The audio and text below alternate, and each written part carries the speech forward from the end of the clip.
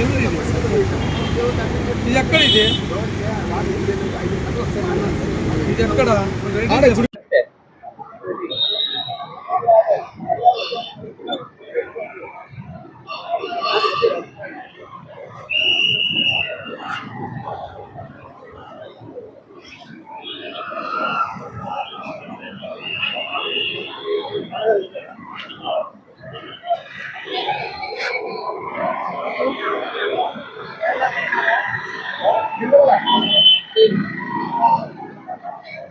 అందరికీ నమస్కారం. పాత్రికేయ మిత్రులందరికీ ధన్యవాదాలు. ఇప్పుడు సింగనమల దుర్గాంజనేయ స్వామి సమస్య పైన మనం మాట్లాడేందుకు హిందూ పరిషత్ తరఫున మాట్లాడుతున్నాను. గత త్రేతాయుగం నాటి దేవాలయంలో గత 150 సంవత్సరాల నుంచి ఈయన శ్రీ రమణాచార్య అనే పూజారి గారు వాళ్ళ వంశపారంపర్యంగా పూజలు చేస్తూ వస్తున్నారు. ఈ మధ్య కొంతమంది అంటే ఈ ఇష్యూ ఒక 2 సంవత్సరాల నుంచి కూడా ఉందంటున్నారు. అయితే ఈ మధ్య 2-3 నెలల నుంచి మరీ ఎక్కువ అయిపోయింది. ఆయన పూజ చేయకూడదు, ఆ గుడిలో ఉండకూడదు అని చెప్పేసి కొంతమంది స్వార్థపరులు ఆయనను తొలగించాలనేసి కొన్ని ప్రయత్నాలు చేస్తూ వాళ్ళకి ఎన్నో ఇబ్బందులు కలిగిస్తున్నారు. అందుకు ఆయన మా దృష్టికి హిందూ పరిషత్ దృష్టికి తెచ్చిన వెంటనే మేము మీ సమస్య ఏదైనా సరే మేము సాల్వ్ చేస్తాము, హిందూ పరిషత్ అండగా ఉంటుంది, మీకు మన హిందూ పరిషత్ తరఫున హిందూ సంఘాలు కూడా సపోర్ట్గా ఉంటాయి, నీకు న్యాయం జరిగే వరకు పోరాడతామని హామీ ఇచ్చాము. దాంట్లో భాగంగానే నిన్నటి నుంచి మేము రాత్రి కూడా ఆయన ఏమీ తినడం కూడా లేదు. రాత్రి నుంచి నిన్న 2 గంటల నుంచి నీళ్లు కూడా తాగడం లేదు. మేము రాత్రి ఆయనకు ఏమవుతుందని కాపులా ఉన్నాము. ఏదైనా ఇబ్బంది అయితే హాస్పిటల్ ఏదో చూసుకోవాల్సి వస్తుంది అనేసి అట్లా ఆ విధంగా రాత్రి అంతా మేమే తోడుగా ఉన్నాము. ఆయన చెప్పే విషయాలన్నీ మీరందరూ వింటున్నారు కదా. ఆయన సమస్యలకి అక్కడ ఉన్న కొంతమంది స్వార్థపరులు అంటే వాళ్ళు కూడా హిందువులే అక్కడ లోకల్గా ఎన్నో సమస్యలు ఉన్నాయి. సింగనమలలోనే వేరే టెంపుల్స్ ఎన్నో సమస్యలు ఉన్నాయి. అవన్నీ పక్కన గాలికి వదిలేసి ఒక దుర్గాంజనేయ స్వామి గుడి సమస్య పెద్దగా అది మేజర్గా చూపిస్తూ దాని మీద ఎందుకు వాళ్ళు ఎదుగుతున్నారో అది మాకు రాజకీయాలకు అతీతంగా మేము స్పందిస్తున్నాం. హిందూ పరిషత్తు అండగా ఉంటుందని తెలియజేస్తున్నాం. జై శ్రీరామ్. అందరికీ జై భీమ్. నా పేరు గట్టు రామంజీ. నేను జైభీమరావు భారత్ పార్టీ రాష్ట్ర సెక్రటరీగా పనిచేస్తున్నాను. అదేవిధంగా గత 24లో సింగనమల నియోజకవర్గం ఎమ్మెల్యేగా కూడా పోటీ చేసినాను. అనంతపురం జిల్లా సింగనమల నియోజకవర్గం సింగనమలలో చెరువు కట్టును ఆనుకొని ఉన్న ఆంజనేయ స్వామి దేవస్థానం నందు పూజారులు వీరికే రక్షణ లేకపోతే ఎవరికి రక్షణ ఉంటుందని చెప్పేసి ఈ సందర్భంగా అడుగుతున్నాను. అదేవిధంగా ఎమ్మెల్యే బండారు శ్రావణి గారు మీ అవినీతి మీ అక్రమాలని బయట పెడతాం. అదేవిధంగా ఎమ్మెల్యే గారు కాదు, ఎమ్మెల్యే వాళ్ళ తల్లి గారు ఎమ్మెల్యే. ఆ తీరు ఇక్కడ సింగనమలలో జరుగుతూ ఉంది. అయ్యా చంద్రబాబు గారు మీరు ఏం చేస్తున్నారు? కళ్ళు మూసుకొని నిద్రపోతున్నారా? ఏం జరుగుతుంది కాన్స్టిట్యున్సీలో అనేది మీకు వినపడం లేదా? కనపడడం లేదా? ఈ బాబనాలకే రక్షణ లేకపోతే ఇంకా ఎస్సీ ఎస్టీ ప్రజలకి ఎక్కడ రక్షణ ఉంటుందని చెప్పేసి ఈ సందర్భంగా నేను అడుగుతున్నాను. అదేవిధంగా అయ్యా పవన్ కళ్యాణ్ గారు సనాతన ధర్మం అని మీరు మాట్లాడుతున్నారే, మనకి సిగ్గుండాలా? సనాతన ధర్మం అంటే ఏం మాట్లాడేది కూడా మీరు వెంకటేశ్వర స్వామి దగ్గర మెట్లు కడుగుతారు, అన్ని కడుగుతారు. మరి గుళ్ళల్లో గుప్త నిధులు అవుతా ఉంటే ఎమ్మెల్యే గారు అనుచరులు గుప్త నిధుల కోసము ఈ పూజారులను బయటకు పంపించే విధంగా ఈ దుర్మార్గులు పాల్పడుతూ ఉంటే మీరు ఏం చేస్తున్నారని. అదేవిధంగా హోంశాఖ డిపార్ట్మెంట్ అమ్మా మీరు కూడా ఒక దళిత మహిళలే కాబట్టి మీరు కూడా ఇక్కడ ఎస్పీ గారిని మీరు ఆయనతో పరామర్శించి ఏమన్నా ఉంటే వారితో మీరు ఫీడ్బ్యాక్ తీసుకోవాలని చెప్పేసి ఈ సందర్భంగా నేను అడుగుతున్నాను. అదేవిధంగా బాలకృష్ణ గారు ఒక సినిమాలో మీరు ఒక డైలాగ్ చెప్తారు, బ్రాహ్మణులు అంటే ఏమనేసి మీరు డైలాగులు చెప్పడానికే పరిమితమవుతున్నారు. కానీ డిసిజన్లో ఇవన్నీ జరుగుతూ ఉన్నాయి. మీరు ఏం చేస్తున్నారని చెప్పేసి బాలకృష్ణ గారిని కూడా నేను క్వశ్చన్ చేస్తున్నాను. జిల్లా ఎస్పీ గారు మీరు వెంటనే వీరికి రక్షణ కల్పించాలా, ఆ గుడిని శుభ్రంగా చేసి ఆ గుడిని ఏమనుంటే సక్రమంగా సరిదిద్ది గుడి లోపలికి వెళ్లే పూజారుని పంపించే మార్గాన్ని దిశని మీరు తీసుకోవాలని చెప్పి జిల్లా కలెక్టర్ గారికి ఎస్పీ గారికి ఒకటి నేను డిమాండ్ చేస్తున్నాను. జై భీమ్ జై భారత్. మీడియా మిత్రులకు నమస్కారము. నా పేరు చిరమణ. నేను శ్రీ దుర్గాంజనేయ స్వామి దేవస్థానం సింగనమలలో పనిచేస్తున్నాను. ఈ గుడి వచ్చేసి సింగనమల నియోజకవర్గంలో ఉంటుంది గుడి దేవస్థానం. ఇది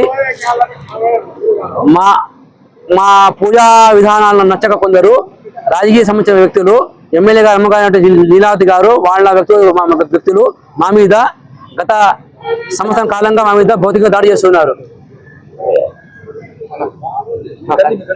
మా మీద భౌతికంగా దాడి చేస్తూ మమ్మల్ని ఆ గురించి బయటికి ప్రయత్నిస్తున్నారు.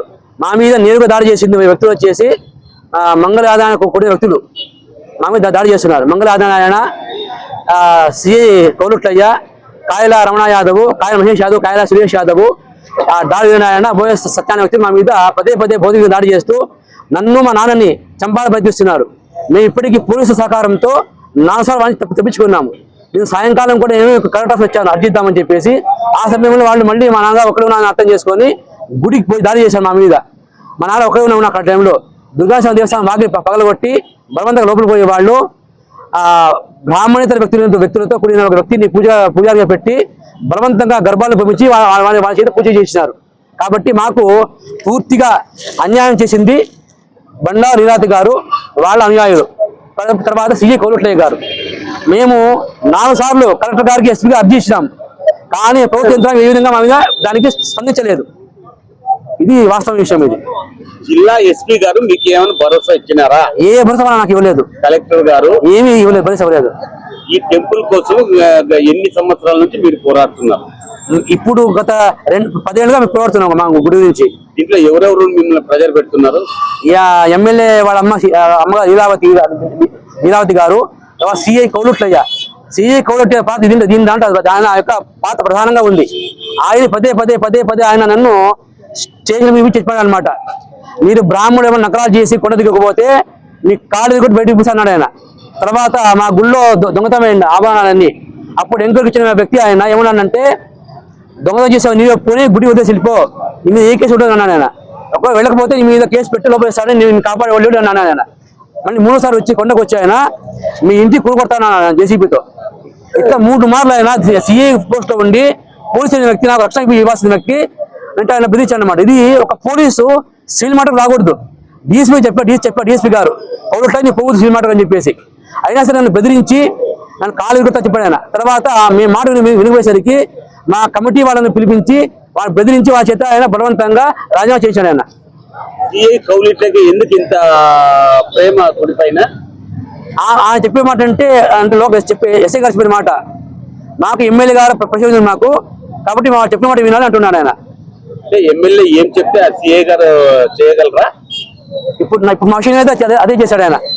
ఎమ్మెల్యే అదే చేశాడు. ఎమ్మెల్యే చెప్పిందంట వస్తాడు ఆయన, బెదిరిస్తా పోతాడు. ఎమ్మెల్యే చెప్పిందంటే కాలు కట్ చేస్తా అంటాడు ఆయన. దేవాలయం అంటే గ్రామ ప్రజలకు ఇంపార్టెంట్.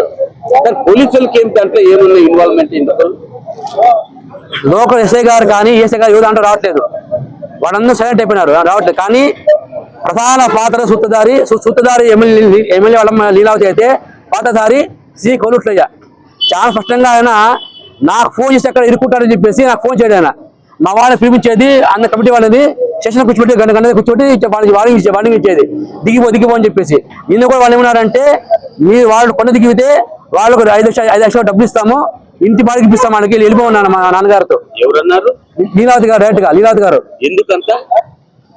బ్రాహ్మణుడు కొండ మీద ఉంటే వాళ్ళు చేసేటువంటి అరాచకాలకు మేము అడ్డుగా ఉంటాం కాబట్టి, మేము లేకపోతే అన్ని చేసుకొచ్చేసి వాళ్ళ అభిప్రాయం వాళ్ళది. భారతదేశంలో సనాతన ధర్మాన్ని పాటించేది బ్రాహ్మణులు. ఆ బ్రాహ్మణునికి ఇంత బాధగా ఉన్నప్పుడు మరి గవర్నమెంట్ వాళ్ళు ఏం నీకు హామీ ఇచ్చారు? నేను ఒకటే మాట్లాడాను ప్రభుత్వాన్ని, ఆర్టికల్ 27 ప్రకారము మాకు మత స్వేచ్ఛ ఉంది, దాన్ని ఆచరించుకుంటే మీకు ఇబ్బంది ఉన్నాం. దానికి మాకు సమాధానం చెప్పట్లేదు. రెండవది, సనాతన ధర్మాన్ని ప్రశ్నించే వాళ్ళైతే మేమేమన్నా అన్నాము, మీరు పేపర్లో రాసి ఉండమన్నారు ఏమి తప్పు పూజ చేయాలని చెప్పేసి. వాళ్ళు పూజ అట్లా చేయడం వాళ్ళు చెప్పరంట, వాళ్ళు రాసేవారంట. కానీ నువ్వు తప్పు చేస్తావు పూజ అంటారు. చెప్పమన్నా ఏం తప్పు చేసి చెప్పమన్నాం, అది చెప్పరంట వాళ్ళు, అని దిగిపోమంటారు వాళ్ళు. తర్వాత వాళ్ళు ఏమన్నారంటే క్లియర్గా ఎంపీడీ భాస్కర్ గారు ఒకటేమన్నాను, ఎంపీడీ భాస్కర్, రాఘవేంద్ర స్వామి ఎంపీడీ భాస్కర్, ఈ కాళ రమణ యాదవ్, మంగళాదాయణ చెప్పిన మాట ఏంటంటే, రాఘవేంద్ర స్వామి పూజారులు మీరంతా ఒకటే జాతి, మీరంతా మూకు పిడిబాదు, మీరంతా మారరు, మీ ప్రజాస్వామ్యం ఇలాంటి వాళ్ళు చోటు లేదు, మీరు మీ మతాన్ని మార్చుకుంటే కొండ మీద ఉండొచ్చు, ఏదైనా కొండ దిగిపో అంటున్నారు వాళ్ళు. ఎందుకు ఈ గుడిలో ఏమన్నా ఉంటుందా? గుప్త ఆంజనేయ స్వామి గుడి దగ్గర గుప్త నిధులు ఉందని చెప్పేసి అక్కడ ఒక మాట ఉంది. దాని తొక్కడానికి మేము అడ్డుకోమని చెప్పేసి వాళ్ళు ఆమె దాడి చేస్తున్నారు వాళ్ళు.